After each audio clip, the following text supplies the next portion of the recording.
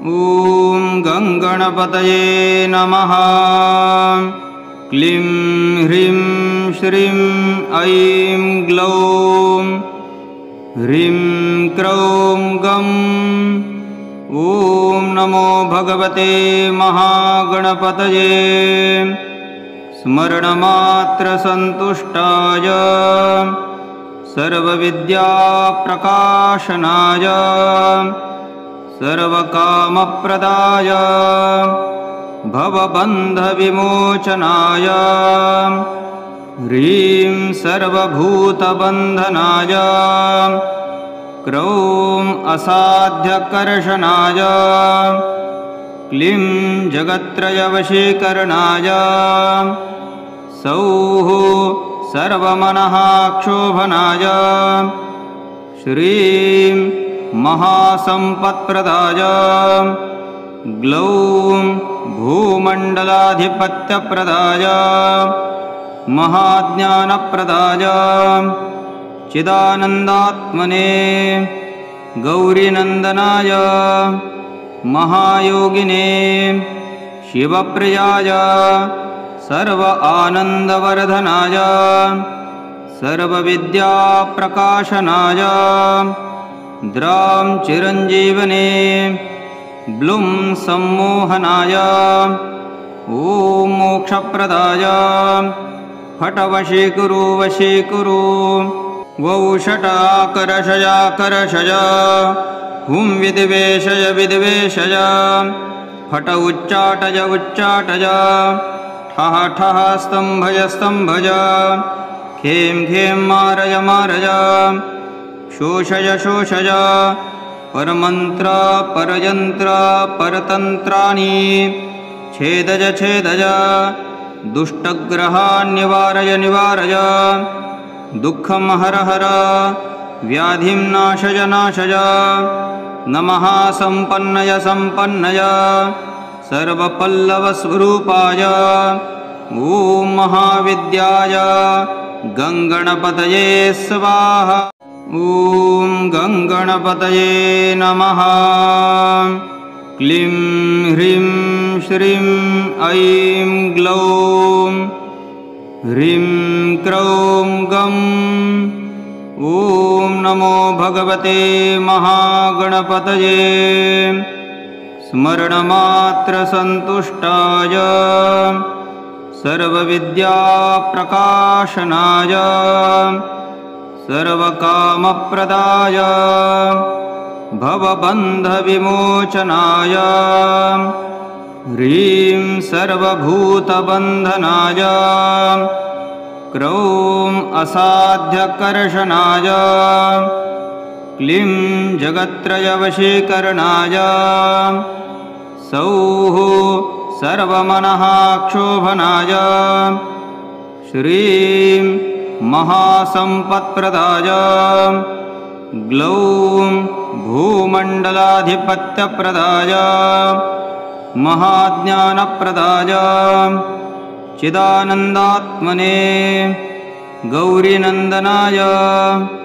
महायोगिने शिवप्रियाय सर्व आनन्दवर्धनाय सर्वविद्याप्रकाशनाय द्रां चिरञ्जीवने ब्लुं सम्मोहनाय ॐ मोक्षप्रदाय फट वशीकुरु वशीकुरु वौषटाकर्षयाकर्षय हुं विद्वेषय विद्वेषय फट उच्चाटय उच्चाटय ठः ठः स्तम्भय स्तम्भय खें खें मारय मारय शोषय शोषय परमन्त्र परयन्त्र परतन्त्राणि छेदय छेदय दुष्टग्रहान् निवारय निवारय दुःखं हर हर व्याधिं नाशय नाशय नमः सम्पन्नय सम्पन्नय सर्वपल्लवस्वरूपाय ॐ महाविद्याय गङ्गणपतये स्वाहा। ॐ गङ्गणपतये नमः। क्लीं ह्रीं श्रीं ऐं ग्लौं ह्रीं क्रौं गं। ॐ नमो भगवते महागणपतये स्मरणमात्रसन्तुष्टाय सर्वविद्याप्रकाशनाय सर्वकामप्रदाय भवबन्धविमोचनाय ह्रीं सर्वभूतबन्धनाय क्रौं असाध्यकर्षणाय क्लीं जगत्त्रयवशीकरणाय सौः सर्वमनः क्षोभनाय श्रीं महासम्पत्प्रदाय ग्लौं भूमण्डलाधिपत्यप्रदाय महाज्ञानप्रदाय चिदानन्दात्मने गौरीनन्दनाय महायोगिने शिवप्रियाय सर्व आनन्दवर्धनाय सर्वविद्याप्रकाशनाय द्रां चिरञ्जीवने ब्लुं सम्मोहनाय ॐ मोक्षप्रदाय फट वशीकुरु वशीकुरु वौषटाकर्षयाकर्षय हुं विद्वेषय विद्वेषय फट उच्चाटय उच्चाटय ठः ठः स्तम्भय स्तम्भय खें खें मारय मारय शोषय शोषय परमन्त्र परयन्त्र परतन्त्राणि छेदय छेदय दुष्टग्रहान् निवारय निवारय दुःखं हर हर व्याधिं नाशय नाशय नमः सम्पन्नय सम्पन्नय सर्वपल्लवस्वरूपाय ॐ महाविद्याय गङ्गणपतये स्वाहा। ॐ गङ्गणपतये नमः। क्लीं ह्रीं श्रीं ऐं ग्लौं ह्रीं क्रौं गं।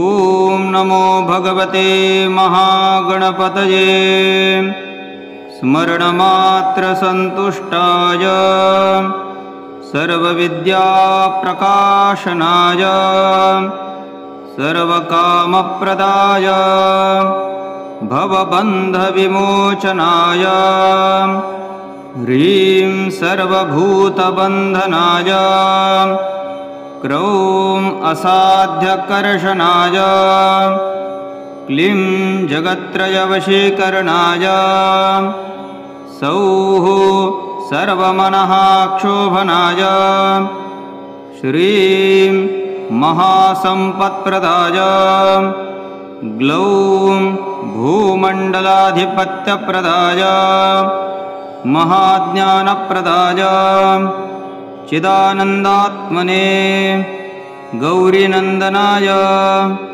महायोगिने शिवप्रियाय सर्व आनन्दवर्धनाय सर्वविद्याप्रकाशनाय द्रां चिरञ्जीवने ब्लुं सम्मोहनाय ॐ मोक्षप्रदाय फट वशीकुरु वशीकुरु वौषटाकर्षयाकर्षय हुं विद्वेषय विद्वेषय फट उच्चाटय उच्चाटय ठः ठः स्तम्भय स्तम्भय खें खें मारय मारय शोषय शोषय परमन्त्र परयन्त्र परतन्त्राणि छेदय छेदय दुष्टग्रहान् निवारय निवारय दुःखं हर हर व्याधिं नाशय नाशय नमः सम्पन्नय सम्पन्नय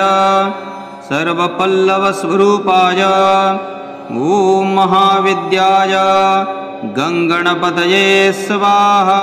ॐ गङ्गणपतये नमः। क्लीं ह्रीं श्रीं ऐं ग्लौं ह्रीं क्रौं गं। ॐ नमो भगवते महागणपतये स्मरणमात्रसन्तुष्टाय सर्वविद्याप्रकाशनाय सर्वकामप्रदाय भवबन्धविमोचनाय ह्रीं सर्वभूतबन्धनाय क्रौं असाध्यकर्षणाय क्लीं जगत्त्रयवशीकरणाय सौः सर्वमनः क्षोभनाय श्रीं महासम्पत्प्रदाय ग्लौं भूमण्डलाधिपत्यप्रदाय महाज्ञानप्रदाय चिदानन्दात्मने गौरीनन्दनाय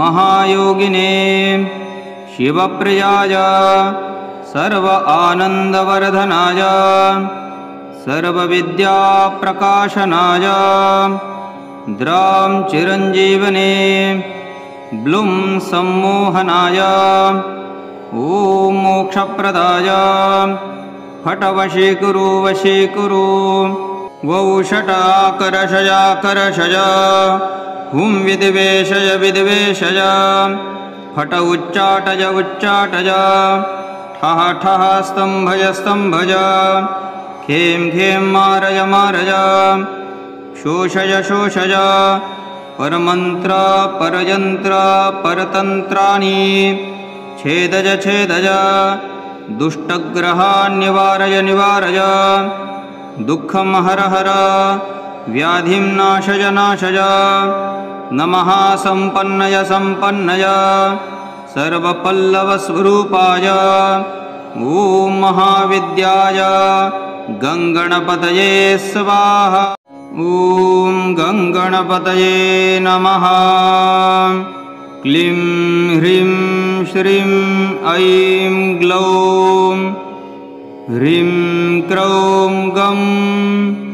ॐ नमो भगवते महागणपतये स्मरणमात्रसन्तुष्टाय सर्वविद्याप्रकाशनाय सर्वकामप्रदाय भवबन्धविमोचनाय ह्रीं सर्वभूतबन्धनाय क्रौं असाध्यकर्षणाय क्लीं जगत्त्रयवशीकरणाय सौः सर्वमनः क्षोभनाय श्रीं महासम्पत्प्रदाय ग्लौं भूमण्डलाधिपत्यप्रदाय महाज्ञानप्रदाय चिदानन्दात्मने गौरीनन्दनाय महायोगिने शिवप्रियाय सर्व आनन्दवर्धनाय सर्वविद्याप्रकाशनाय द्रां चिरञ्जीवने ब्लुं सम्मोहनाय ॐ मोक्षप्रदाय फट वशीकुरु वशीकुरु वौषटाकर्षयाकर्षय हुं विद्वेषय विद्वेषय फट उच्चाटय उच्चाटय ठः ठः स्तम्भय स्तम्भय खें खें मारय मारय शोषय शोषय परमन्त्र परयन्त्र परतन्त्राणि छेदय छेदय दुष्टग्रहान् निवारय निवारय दुःखं हर हर व्याधिं नाशय नाशय नमः सम्पन्नय सम्पन्नय सर्वपल्लवस्वरूपाय ॐ महाविद्याय गङ्गणपतये स्वाहा। ॐ गङ्गणपतये नमः। क्लीं ह्रीं श्रीं ऐं ग्लौं ह्रीं क्रौं गं। ॐ नमो भगवते महागणपतये स्मरणमात्रसन्तुष्टाय सर्वविद्याप्रकाशनाय सर्वकामप्रदाय भवबन्धविमोचनाय ह्रीं सर्वभूतबन्धनाय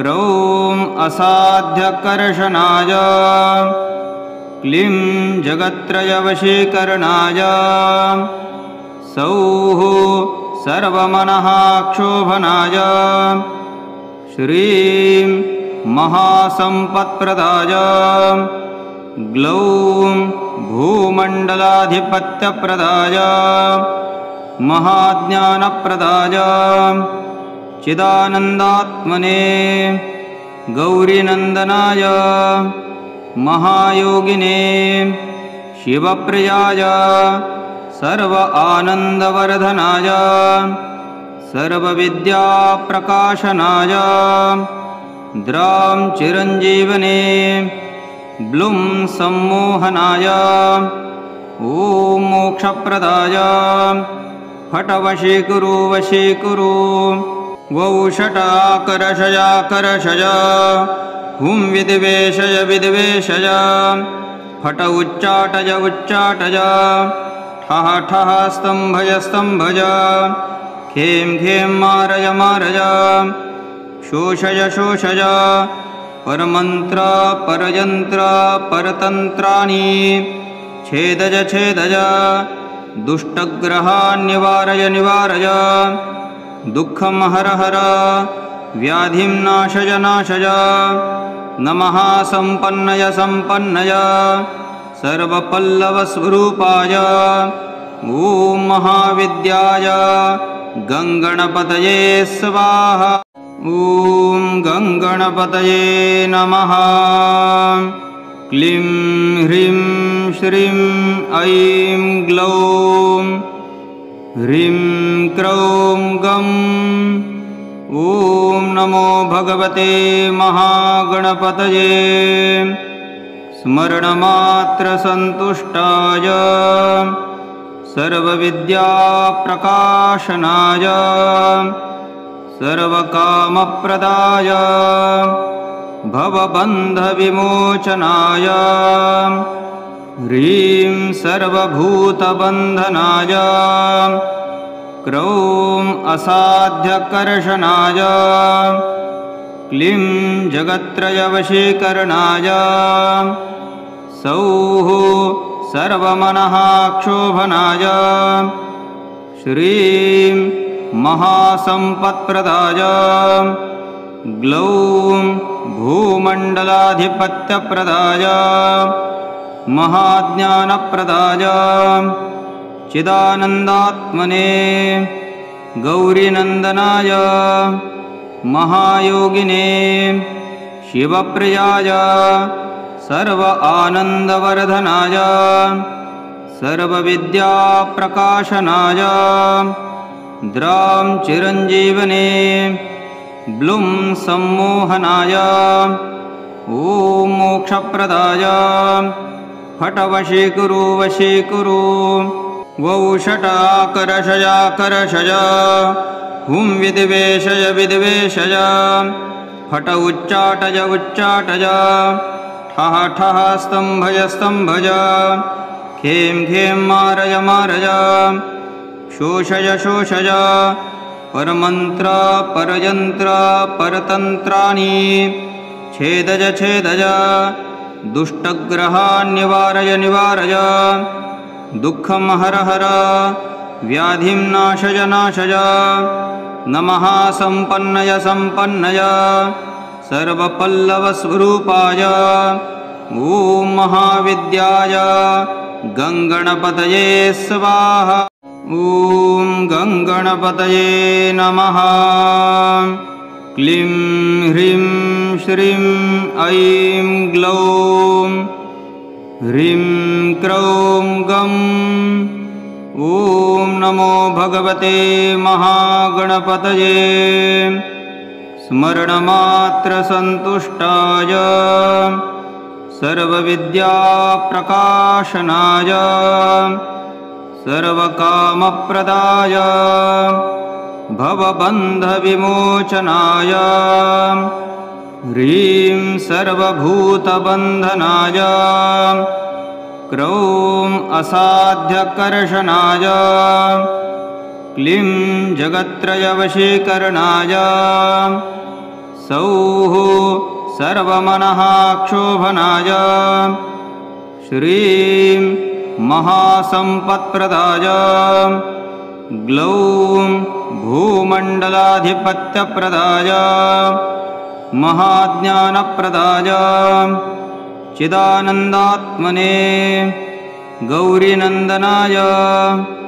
महायोगिने शिवप्रियाय सर्व आनन्दवर्धनाय सर्वविद्याप्रकाशनाय द्रां चिरञ्जीवने ब्लुं सम्मोहनाय ॐ मोक्षप्रदाय फट वशीकुरु वशीकुरु वौषटाकर्षयाकर्षय हुं विद्वेषय विद्वेषय फट उच्चाटय उच्चाटय ठः ठः स्तम्भय स्तम्भय खें खें मारय मारय शोषय शोषय परमन्त्र परयन्त्र परतन्त्राणि छेदय छेदय दुष्टग्रहान् निवारय निवारय दुःखं हर हर व्याधिं नाशय नाशय नमः सम्पन्नय सम्पन्नय सर्वपल्लवस्वरूपाय ॐ महाविद्याय गङ्गणपतये स्वाहा ॐ गङ्गणपतये नमः क्लीं ह्रीं श्रीं ऐं ग्लौं ह्रीं क्रौं गम् ॐ नमो भगवते महागणपतये स्मरणमात्रसन्तुष्टाय सर्वविद्याप्रकाशनाय सर्वकामप्रदाय भवबन्धविमोचनाय ह्रीं सर्वभूतबन्धनाय क्रौं असाध्यकर्षणाय क्लीं जगत्त्रयवशीकरणाय सौः सर्वमनः क्षोभनाय श्रीं महासम्पत्प्रदाय ग्लौं भूमण्डलाधिपत्यप्रदाय महाज्ञानप्रदाय चिदानन्दात्मने गौरीनन्दनाय महायोगिने शिवप्रियाय सर्व आनन्दवर्धनाय सर्वविद्याप्रकाशनाय द्रां चिरञ्जीवने ब्लुं सम्मोहनाय ॐ मोक्षप्रदाय फट वशीकुरु वशीकुरु वौषटाकर्षयाकर्षय हुं विद्वेषय विद्वेषय फट उच्चाटय उच्चाटय ठः ठः स्तम्भय स्तम्भय खें खें मारय मारय शोषय शोषय परमन्त्र परयन्त्र परतन्त्राणि छेदय छेदय दुष्टग्रहान् निवारय निवारय दुःखं हर हर व्याधिं नाशय नाशय नमः सम्पन्नय सम्पन्नय सर्वपल्लवस्वरूपाय ॐ महाविद्याय गङ्गणपतये स्वाहा।